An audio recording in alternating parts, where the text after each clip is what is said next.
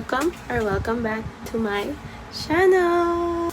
So for today, gagawin natin yung easy and fast na makeup look na kaya natin gawin today while showing my recent or yung updated makeup look ko na ginagawa or makeup routine na kapag moisturize na ako or skincare. Then, next is nakapag-primer na ako. Then, after that is we use this one. This is the color corrector stick from e.l.f. So, we're just gonna apply it sa dark areas ko, which is yung eye bags. Sa lahat ng pinagpuyatan. Which is work. So, update lang. This year's been nice to me.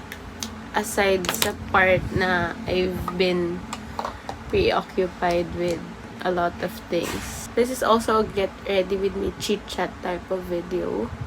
Apply ko lang yung color corrector in light green beige, I guess. I forgot. Nalagay ko na lang yung name niya dyan sa screen. Then we blend it. Tumitingin lang ako dito sa harap kasi may mirror. Madali lang talaga to. Nagtitake lang ng time ko dito sa makeup routine na to is nagbe-blend. As in blend. Take time to blend. Next is concealer. We go straight sa concealer. This one is yung ginagamit ko. Medyo makalat na siya. This is the L'Oreal Infallible Concealer. Itong part, fino-focus ko lang siya on this area. Di ba nauso yung parang concealer na meron dyan, meron dito. Then you blend it upward. Like, direction. Nag-work naman yun sa akin, but I vibe with this one more. Kasi mas nakafocus siya sa center ng face ko. And if you have round face, it's better na dito lang nakafocus sa gitna yung concealer nyo para hindi na-accentuate yung ditong side. Like, sides ng face. And then, after that, we blend it with a damp sponge. This one, this is my recent purchase na makeup. Actually, hindi ako masyadong bumili ng makeup this year. And isa to sa mga good buys ko. Yan yung effect niya sa skin. It's really nice. I forgot this one. This is Color Drip from Colourette Cosmetics. Easy Cosmetics. The True Flex Skin Balm in the shade Brulee. Actually, okay siya. Nice siya. But like, what I don't like about this is, ang bilis niyang tumigas. Ayan o. Like, can you see yung gilid niya? Para siyang nagka-crack. Like, mabilis mag-dry yung product here.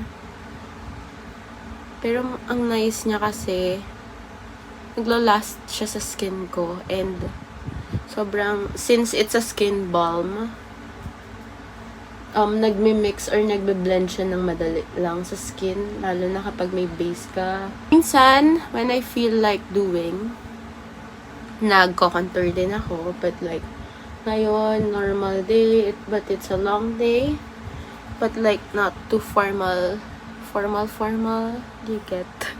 We carved it like that, then like, blend, as you have to drag it all the way here.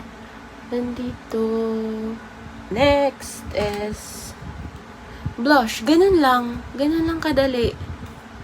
Ganun lang ang atake natin. And as always, gaya sa previous video ko dito na nakapost. Ever since True and True, I'm literally a blush girly. And if you follow me on my other platform or yung TikTok, which is my parang personal-ish account or whatever. Ito, sobrang nice. This is in the shade Always Sweet from Vice Cosmetics. It's their do it all on the daily blush. Dito ko lang siya na-apply. As a blush girly, you always have to make sure to blend all the products in your face or on your face.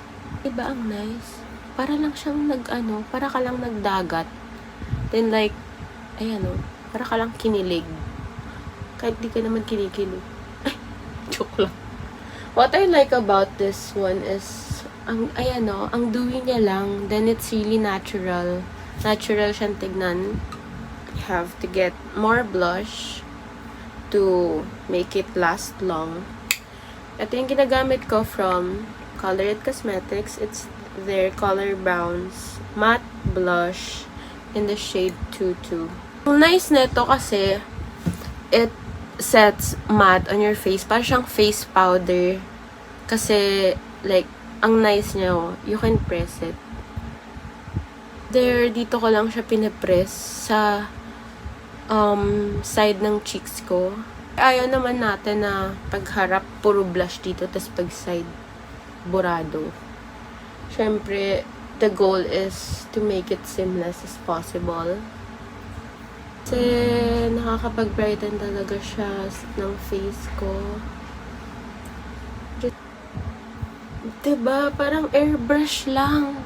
Set natin yung mga products na in-apply natin ng powder. So, first one is this one from Kaleidos.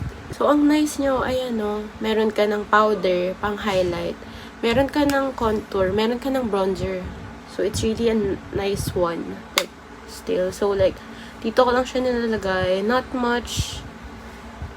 Para ka lang nagto-top off ng excess product. Ganon. We love that chiseled jaw. So, we do this. We use this one. This is the blush from Vice Cosmetics. Ang ganda nito. At nabasag ko siya. Ate, buti na lang hindi nabasag lahat. Last part is, actually hindi ko to palaging ginagawa. Pero gagawin ko siyang for today kasi bago lang yung product na to for me. And feeling ko magiging holy grail ko na siya next year, which is yung 2025 or yung bagong taon. Kasi ang nice niya talaga. Sa lahat ng mascara na trinay ko, which hindi ako fan ng fan ako ng mascara, but mascara locally or like mascara from local brands. But I discovered this one from BLK Cosmetics and also recommended by my sister. So, eto na siguro yun. Eto na magsa-step up ng eye game natin, 'di ba? Ang ganda, okay na 'yan. But like, if nilagyan ko pa siya neto, para ka naka-false lashes or false eyelashes. So, you just have to curl your lashes. But like, sa sobrang waterproof pala neto, you have to use a micellar water with oil or a cleansing balm na oil. Basta oil base. Siya. Oh my God! Since bago pa lang kasi siya, sobrang basa pa ng product. Don't worry kasi upon application lang naman yung parang pagsasmudge niya since naka-lift yung eyelashes ko. So like, when you put on the product, nagsasmudge siya sa eyelids. But like, no worries naman since may Q-tips naman tayo. And what's nice about this is buildable siya once na nag-set na siya sa lashes mo. Ayan siya. It's really nice. This is the before and after. Can you see the difference? Because I do. Wala rin siyang parang spoolie or like brush. Paghihiwalayin mo lang siya gamit itong brush na to para hindi magmukhang 5 peraso lang naman yung eyelashes mo pag nagmascara ka. Which, ayoko nung ganun. Okay na yan. I'm contented with how it looks. Really nice. Really, really nice. Really nice. I just can't say anything but it's really nice. Highlighter. And I will be sharing the product that I've been liking or loving, which is this one from Teviant. Ayan siya. It's really nice. But, yung favorite ko dito is ito etong highlighter. At very natural looking. Isa pa pala.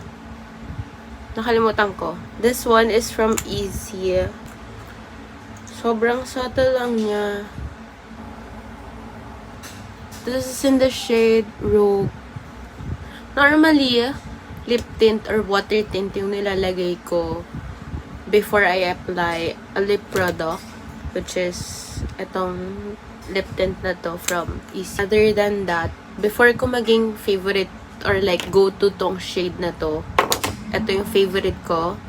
This is the Maybelline Sensational Liquid Matte. And it claims na lip tint siya, but it's not. But I like it. I like the shade. I like the formula. It gives you that pouty lip effect. So that's a final look, guys. I hope nag-enjoy kayong panoorin to. And to see my updated makeup look. Bye, guys!